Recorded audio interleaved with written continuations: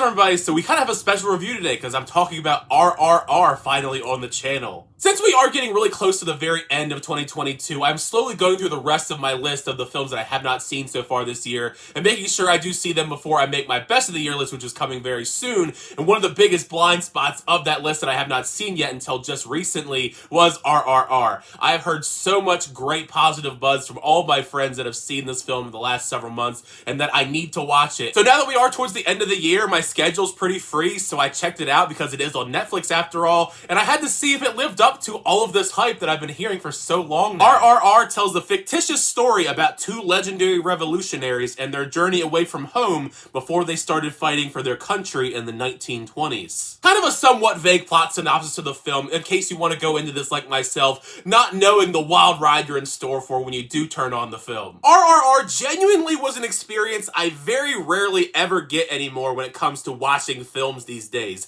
As someone that hasn't really dabbled all that much into the world of Indian cinema, I was just in awe watching all 3+ hours of this film on Netflix. In those 3 hours, they blend together so many different things that I never thought could actually work because the tone itself is always shifting. You have this hard-hitting, emotional gut punch of a story unfolding around this child who's ripped from her home needing to be rescued, with this enthralling journey of these two men developing one of the best friendships on screen ever and kicking so much ass while they're doing it. And also along that journey, you have some really elegantly done dance sequences that I was having a blast watching. They're very beautifully choreographed, they're pretty catchy songs too, and they're done so elaborately. I think the songs themselves are just so catchy that I'm gonna probably have to try and track down the soundtrack or watch them again on YouTube or on Netflix because they were a lot of fun. I don't know if this is like the usual for Indian cinema, but if this is the usual, I might have to dabble into more Indian cinema in the future because I was having a blast. Biggest positive and the selling point to watching RRR is the unreal level of action spectacle that goes on in the film. It's adrenaline-fueled chaos that had my jaw on the floor practically each and every action sequence that Raju and Beam were in, whether it's the insane stunt work with people swinging on bridges, explosions, just pure death-defying spectacle each and every time. I think one of the more unique ones was this piggyback ride fight sequence just because of how unique and creative that was. The most insane thing, I think, though, was the third act battle sequences. That stuff was the stuff of legendary action movies. A fiery third act, arrows are flying, one guy is swinging a motorbike around like a baseball bat. Even before that, earlier on in the film, I knew this was going to be a really amazing film when I watched a man Superman punch a tiger in the face.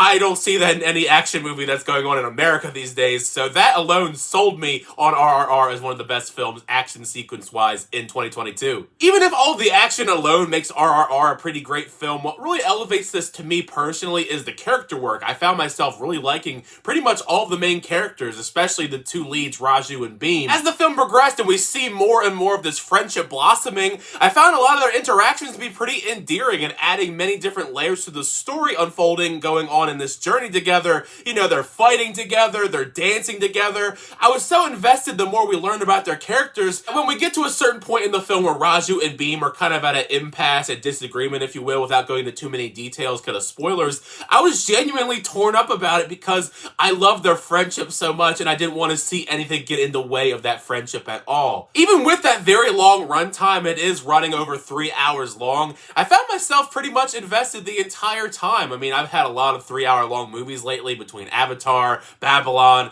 It's kind of like the thing these days to have very long movies. But overall, I think that the film is so well paced and the characters themselves are very interesting to follow, especially because there is a lot of things that we go through over the course of those 3 hours that I don't think it was boring at all. If anything, I wanted more of the story because of how invested and intrigued I was at everything going on, whether it be the flashbacks to these characters of their childhood or trying to rescue this girl from these terrible British folks. Speaking of them just a little bit, they were a little bit overly melodramatic for my taste. I guess that was the intention after all. It wasn't really a bad thing, it's not a negative by any means, but they did really ham it up here with these British folks. Plus, I was also kind of taken aback because Ray Stevenson was in this movie. He was Volstagg in the MCU. Watching RRR made me really wish that we had more films like this in today's landscape, at least when it comes to American cinema. You know, just a film that has so much heart and attention to detail and just crafting an insanely entertaining blockbuster level style action film. There are a few here and there, like one in particular this year was Top Gun Maverick that also just felt like a big throwback to the 80s films classics of that era, and RRR kind of reminds me of that a lot too, with mixtures of Commando and Rambo. Rambo especially in that third act with the way that he was flinging around arrows, he was shooting grenades out of arrows. It was intense. Like, that was something that John Rambo would have done. I'm definitely considering RRR kind of more of my awakening to Indian cinema as a whole, because I've never really delved into that all that much. I've watched a lot of Ford movies every single year, but usually they're from Japan, Korea, Europe of some kind. I've never really dabbled that much into India's cinema, and I think that I'm going to have to after this. If everything is to this caliber like RRR, I think it's going to be a lot of fun. Maybe I'll do a lot more of that on the channel if that's something that you guys want me to do. But yeah, overall, I think that this film, RRR, really lived up to all of the hype and buzz that everybody has been saying these last several months, and maybe even exceeded it, to be honest. It's some great high-octane, adrenaline-fueled action, and it's just great fun. I mean, you can't beat this kind of film when it comes to the action spectacle aspect, but it has a lot of heart behind it too with its story. But also, like I mentioned previously, this is probably one of the best male friendships on screen ever. You don't really get a whole lot of those these days, so it was kind of refreshing in that regard.